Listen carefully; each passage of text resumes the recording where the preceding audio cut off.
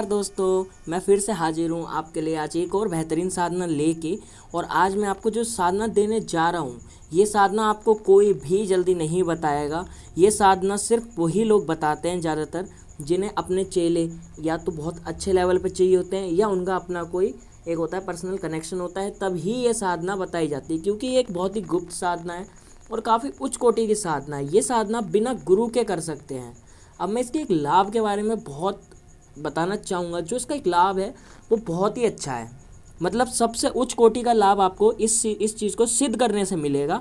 और एक बात की मैं गारंटी देता हूँ, 1000% की गारंटी देता हूँ कि अगर आपने ये मंत्र सिद्ध कर लिया तो दुनिया में माइकल ऐसी कोई साधना नहीं है जिसे आप सिद्ध ना कर सको।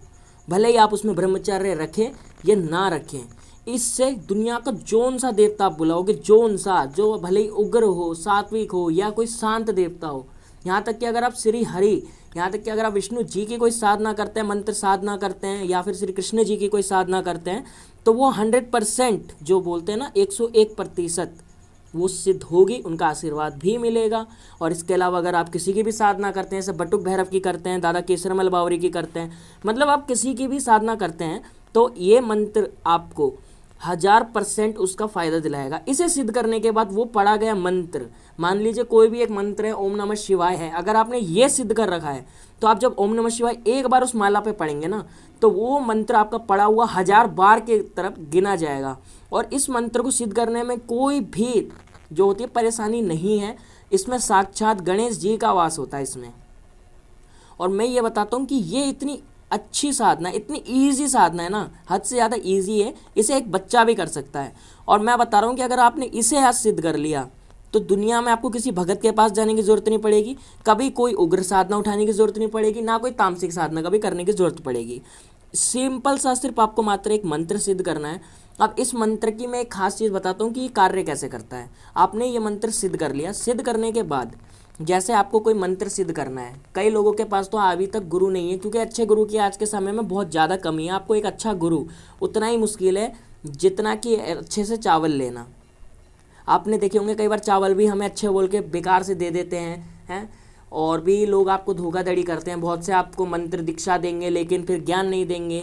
देवता दे देंगे तो 2 लौंग नहीं देंगे कि इसे घुमानी कैसे है। कोई इंसान सामने बैठा है तो उसके बारे में भी आपको ढंग से पता नहीं चलेगा, कुछ पता चल रहा है कुछ नहीं चल रहा है। या फिर आप कोई साधना करते आ रहे हैं, बहुत ज़्यादा साधना करिए, अब आपका विश्वास उठ चुका है साधनाओं से कि ये सब चीज़ें नहीं होती है, तो यकीनन आप इस चीज़ को करें। करने के बाद जो भी लाभ हो मुझे कमेंट में प्लीज़ बताइएगा। और लास्ट टाइम मैंने एक साधना डाली थी कि भैरव बाबा की सवारी कैसे लाएं, अगर आपने अभी तक वो वीडियो नहीं देखी तो उसका लिंक आपको डिस्क्रिप्शन में मिल जाएगा। आप एक वो चीज़ करके देखिए। इसका वर्क करने का कार्य मैं बताता हूँ कि ये कार्य कैसे करेगी। अब जब मान लीजिए आपको ओम नमः शिवाय मंत्र सिद्ध करना है, ठीक है। अब आप सिद्ध करने के लिए तो डायरेक्ट सिंपल सा ऐसा होता है कि शिव जी को सुबह सुबह जल चढ़ाने के बाद, दूध से जो होता है अभिषेक करने के बाद सिंपल सा ओम नमः शिवाय लोग जपने लग जाते हैं। तो उससे क्या होता है कि आपको भोले बाबा की कृपा मिलती है, लेकिन वो कृपा आपके घर में हो रही नकारात्मक ऊर्जाएं आप तक पहुंचने नहीं देते हैं, आपका दिमाग भटकाते हैं। ये आपको बहुत सारी परेशानी हो जाती है। कई बार मंत्र जप करते हैं, घर में कलेश होने लग जाता है, बात बात पे लड़ाई होने लग जाती है। लेकिन जब आप मंत्र नहीं करते हैं तो घर में कुछ नहीं होता है।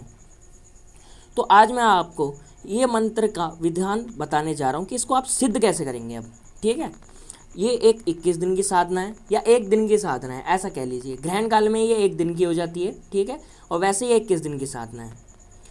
ये मंत्र आपको सिद्ध करने से पहले आपको भोलेनाथ को जो है जल से अभिषेक कराना पड़ेगा, दूध से अभिषेक कराना पड़ेगा, उनको धतूरा चढ़ाना पड़ेगा। जो भी आपकी श्रद्धा हो भोले बाबा को लेके अच्छे से उनकी सेवा करनी पड़ेगी उस दिन, ठीक है। और उस दिन आपका व्रत होगा।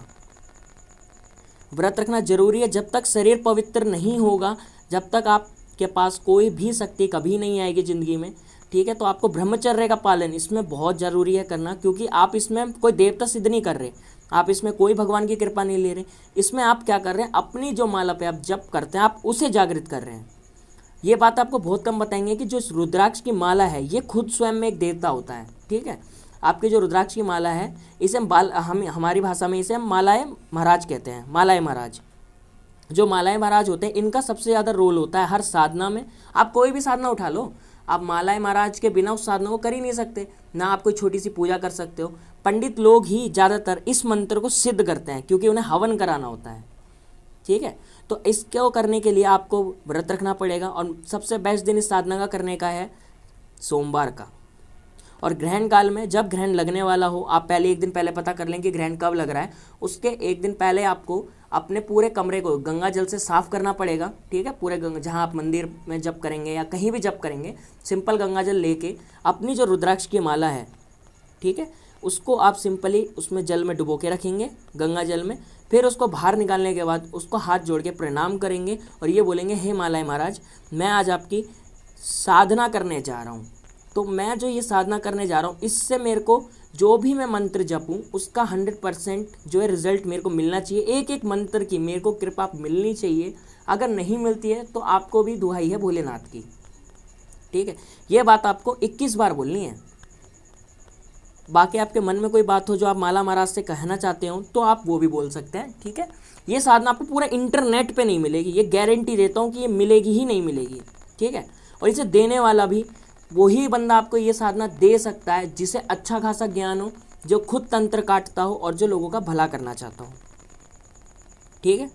अब आपने भोले बाबा को जल भी चढ़ा लिया, सब कर लिया। अब आपको क्या करना है, भोले बाबा की या तो एक फ़ोटो हो आपके पास, ठीक है, या तो आपके पास एक मूर्ति, ये दो चीज़ में से एक चीज़ होना जरूरी है। घी का आपका एक दीपक जलेगा। घी कौन सा लगाना है, वो पूजा वाला जो हवन में आप इस्तेमाल करते हैं वो हो सकता है, या देसी गाय का घी होता है जो, वो होगा। खाने वाला घी नहीं होगा घर का, ठीक है। जब आप ये साधना करेंगे उस दिन तो आपका व्रत होएगा ही होएगा, ये बात ध्यान रखनी है। और व्रत भी कैसा होगा, सुबह उठ के आप कुल्ला करेंगे, ब्रश नहीं करेंगे, क्योंकि ब्रश में अभी कई तरीके के केमिकल्स का यूज़ करा जाता है दांतों को साफ़ करने के लिए। और लेकिन जब वो पेट में जाता है तो व्रत वैसे ही टूट जाता है, ठीक है। खाने में आप खाली जो हो सकता है कि सफ़ेद कलर का जो फल होते हैं वही खा सकते हैं। अब सफ़ेद तो जैसे मान लीजिए सेब होता है, वो अंदर से सफ़ेद होता है, केला होता है, ठीक है, आप ये चीज़ें खा सकते हैं। प्याज लहसुन से, इनसे खास तौर पे बच के रहना उस दिन, क्योंकि इनसे ना थोड़ा सा दिक्कत वाली बात हो जाती है। फिर आप बोलोगे कि नकली भगत आ गया, सारी बात यहाँ हो जाती है। आप अपनी गलती नहीं देखते उस समय आप ये बोलोगे कि हमें फलाना इंसान ने ये बताया था और हमने ये कर लिया। इसको करने से घर में नकारात्मक जो ऊर्जा है वो उस माला के इर्द गिर्द तक नहीं भटकेगी। और रोज़ अगर आप उस पर जपेंगे तो वैसे ही आपके शरीर के अंदर से ख़त्म हो जाएगी। घर के अंदर कोई भी बुरी सी बुरी चीज़ हो, मरगट की चीज़ हो, उसे तक हिला सकते हो आप इसे सिद्ध करने के बाद। अब मैंने आपको विधान बता दिया है। सिंपली आपको कुछ नहीं करना है, भोले बाबा की फ़ोटो या मूर्ति जो भी हो, एक घी का दीपक लगा के सामने, ठीक है, और माला को रख के फिर प्रणाम करना है जैसा मैंने बताया, और अपनी बात आगे रख के दुहाई देनी है भोले बाबा की। उसके बाद आपको कोई भी कपड़ा हो सकता है, ठीक है, आप कोई भी पहन लो, आप कोई भी वस्त्र पहन लो। वैसे तो मैं बोलूँगा कि अगर आप वस्त्र का ध्यान रखना चाहते हैं तो कुछ नहीं करना, एक सफ़ेद कलर की जो धोती होती है वो पहन लो। वैसे इसमें कोई दिक्कत वाली बात नहीं है, लेकिन एक बात ध्यान रखनी है, वस्त्र आपके कैसे भी हों, आसन आपका कंबल वाला होगा और एक रंग का आसन होगा। भले ही आप पीला ले सकते हो कि वो पूरा ही पीला हो, या पूरा ही लाल हो, या पूरा ही काला हो, ठीक है, ऐसा होगा। फिर आपको भोले बाबा की जो फ़ोटो लगाई है, जो मूर्ति लगाई है, उस पर आपको चंदन का टीका लगाना है। चंदन का नहीं है तो सिंदूर का टीका लगाना है, लेकिन टीका लगाना ज़रूरी है, ठीक है। भोले बाबा के अगर आपके पास चंदन है तो चंदन बहुत अच्छी बात है, क्योंकि चंदन तो स्वयं सिद्ध होता है। उसको भोले बाबा के सर पे लगा के फिर उनके थोड़ा सा पैरों पे लगाना है, और अपने सर पे लगाने के बाद इस माला को अपने हाथ में लेना है, ठीक है। अब आपको गंगा जल में डुबो के माला निकाल लेनी है बाहर, ठीक है। निकालने के बाद आपको जो मंत्र जपना है वो मंत्र मैं आप बताने जा रहा हूँ, थोड़ा ध्यान से सुनिएगा। और आप सोच रहे होंगे मैं मंत्र स्क्रीन पे क्यों नहीं लिखता हूँ, तो मंत्र का ऐसा हो जाता है कि मंत्र लिखने से उसकी ऊर्जा कम होती है, तो आप ये ऊर्जा खुद से बढ़ा लीजिएगा, क्योंकि आपसे मैं मंत्र दूंगा, हो सकता है लोगों को कई बार समझ में ना आता हो। तो अब जो मैं मंत्र दे रहा हूँ वो ये है, ठीक है। मंत्र गौर से सुनना। ओम एम श्री अच मालाय नमः। ओम एम श्री अच मालाय नमः, ठीक है। इसकी आपको सुबह 11 माला करनी है, शाम को 11 माला करनी है, 21 दिन करना है। अगर सोमवार से शुरू करते हो, ठीक है, तो साधना खत्म होने के जो अगला कोई भी दिन हो सकता है, मंगलवार हो, सोमवार हो, कोई भी दिन हो, उस दिन आपको एक छोटा सा हवन करना पड़ेगा। हवन इसमें ज़रूरी है। हवन में आपको क्या लगेगा, 4 आम की लकड़ी ले लेना, ठीक है, और जो भी हवन में डलता है वो सामान लेने के बाद आपको जला के हवन में इस माला का, मतलब इस मंत्र का 11 माला का हवन करना होगा, 1100 माला का हवन करना होगा। ये सिद्ध कर ली तो मैं बता रहा हूँ आप घर बैठे बैठे अच्छे से अच्छे तांत्रिकों को हिला सकते हो इससे, क्योंकि ये जो मंत्र है इससे स्वयं गणेश जी आपको ज्ञान प्रदान करते हैं। अगर आपके सामने कैसा भी केस आ जाता है, भूत प्रेत का आ जाता है, मान लो कोई देवी खेल रही है लेकिन वो है प्रेत और आपको इस पर शक हो रहा है, लेकिन आप भी क्या कर सकते हो कि आपकी दिव्य दृष्टि खुली नहीं है, देवता आपके पास है नहीं, तो आप पहचान कर नहीं पाओगे।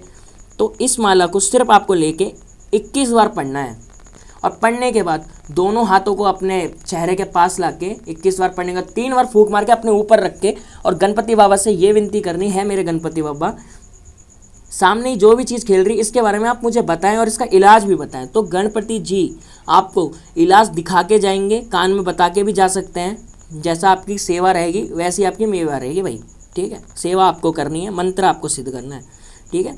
और बहुत सरल है, बहुत आसान है, बहुत उच्च कोटि की साधना है। ये साधना हर कोई नहीं देगा, ठीक है। और मेरे चैनल को सब्सक्राइब करें, मैं आपके लिए और बेहतरीन साधनाएं लाऊंगा। मैं थोड़ा अभी धीरे धीरे करके साधनाएं दे रहा हूँ ताकि लोगों को समझ आए।